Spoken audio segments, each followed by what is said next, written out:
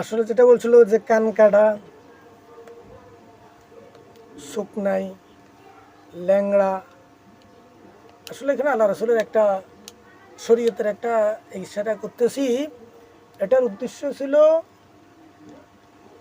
কারণ আল্লাহর একটা ইশারা হলো মানুষ তো ত্রিফোন প্রকৃতির থাকে, কিসাগের ত্রিফোন প্রকৃতির মানুষ যদি হে কম পয়সার মাধ্যমে কান কাটা ওইসব প্রাণী কিনবে, তো যেটা ল্যাংড়া গরুর দাম একরকম, বালা গরুর দাম আরেক রকম না, কান কাটা গরুর দাম একরকম, কান ভালো গরুর আরেক দাম না, শুকনাওয়ালা গরুর দাম একরকম, শুকওয়ালা গরুর আরেক রকম না।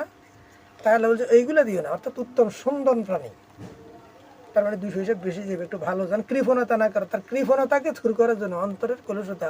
কিন্তু হাকিকতের কোরবানি তো আলাদা,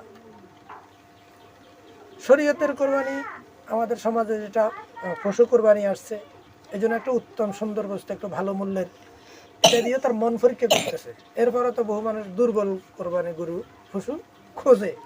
আচ্ছা, কারণ এই কোরবানির বিষয় হলো দান করে দিতে হবে। কি করতে হবে? দান করে দিতে হবে। তো এতে মরাটা দুটো টাকা, এই জন্য বয়স আর একটা নির্ধারণ করছে, যেমন 2 বছর, ছাগলের বেলায় 6 মাস, মানে 1 বছর মোটা তাজা হয়, 6 মাস হলো চলবে, নইলে তো হয়তো ওই সময় 3 মাইয়া কোনো রকম দিছি, এরকম হবে অনেক। তাই আল্লাহ রাসূল এরকম একটা সময় নির্ধারণ করে দিয়েছে। কথা বুঝতে পারছেন? তো নিখুঁত পানি, সুন্দর পানি দেওয়াটা সুন্দর বস্তু। তরিকতের কোরবানি, মুর্শিদ হাকিকতের কোরবানি, আমি আমার আপন ভিতর থেকে আপনার পশুত্বকে কোরবানি করা। কি করা? আমি কোরবানি হয়ে যাওয়া।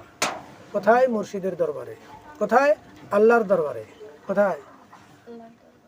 এখন